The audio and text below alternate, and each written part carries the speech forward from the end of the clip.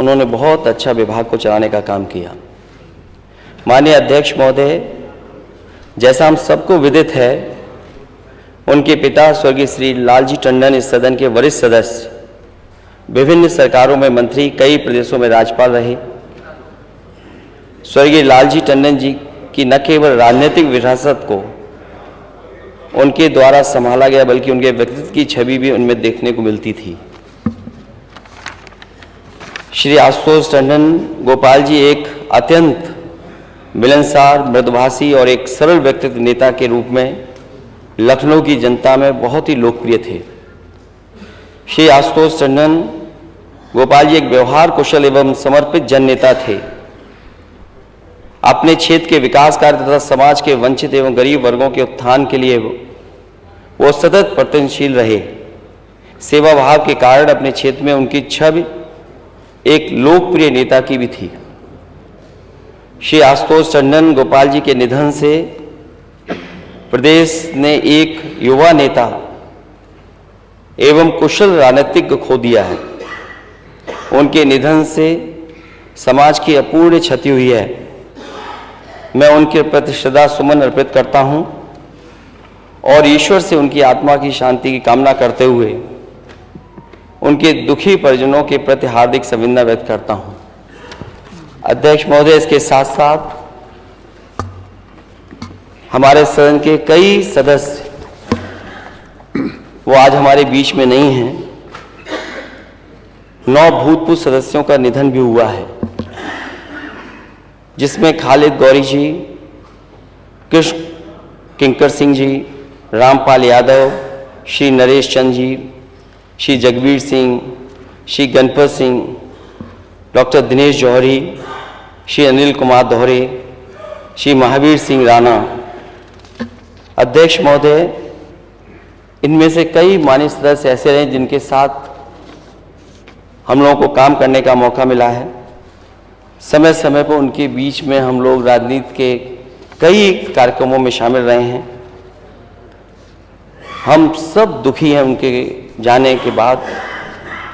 मैं अध्यक्ष महोदय अनिल कुमार दोहरी जी के बारे में कहना चाहता हूं।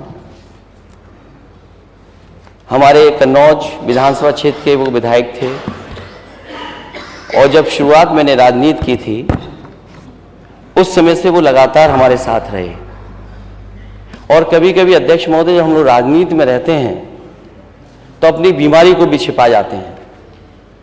मुझे बाद में जानकारी हुई अध्यक्ष महोदय कि चुनाव के दौरान उन्हें इस बात का आभास हुआ था कि कोई गंभीर बीमारी है उनके अंदर। चेकअप कराने के बाद भी जो डॉक्टर्स ने सलाह दी वो नहीं माने। और अध्यक्ष महोदय, 40 दिन जिस दिन वो डिटेक्ट हुए उस बीमारी से, 40 दिन वो हुए जब वो हमारे बीच में नहीं रहे। अध्यक्ष महोदय, उन्होंने इलाज न केवल यहाँ की प्रतिष्ठित हॉस्पिटल्स में कराया, बल्कि देश का सबसे प्रतिष्ठित प्रीमियर इंस्टीट्यूशन मेदांता गुड़गांव में वहाँ भी इलाज कराया। और मैं उनके परिवार के बीच लगातार संपर्क में रहा। उनके परिवार के लोग उस अस्पताल से संतुष्ट नहीं थे, तो वो विधायक जी को पीजीआई में लेकर के आए। मैं खुद देखने गया, मैंने देखा कि इलाज अच्छा चल रहा है, बहुत इलाज हुआ, लेकिन उसके बाद भी हम लोग उन्हें, विधायक जी को, डॉक्टर और हम सब लोग कोई नहीं बचा पाया। अध्यक्ष महोदय, ये बात मैं इसलिए बता रहा हूँ, कई महत्वपूर्ण लोगों ने कैंसर जैसी बीमारी ने जान ली है। और क्योंकि हम लोग राजनीति में रहते हैं, क्योंकि हमें काम करना है, समाज में हमारी छवि क्या है, समाज में न जाने, हमारे दोस्त न जाने इस बार, इसलिए बीमारी को भी छिपाते हैं। और कैंसर जैसी गंभीर बीमारी केवल एक नहीं, मैं जानता हूं बहुत सारे महत्वपूर्ण लोग हैं जिनको इस गंभीर बीमारी से सामना करना पड़ा, जान चली गई। अध्यक्ष महोदय, मुझे याद आता है समाजवादी पार्टी का एक बहुत ही महत्वपूर्ण कार्यकर्ता, जिम्मेदार नेता, उसको एक बीमारी हुई, उसका एम्स में इलाज हुआ। एम्स में सबसे बड़े डॉक्टर ने ऑपरेट किया उसका, लेकिन उसके कुछ दिनों बाद फिर वो जनरेट हो गया कैंसर।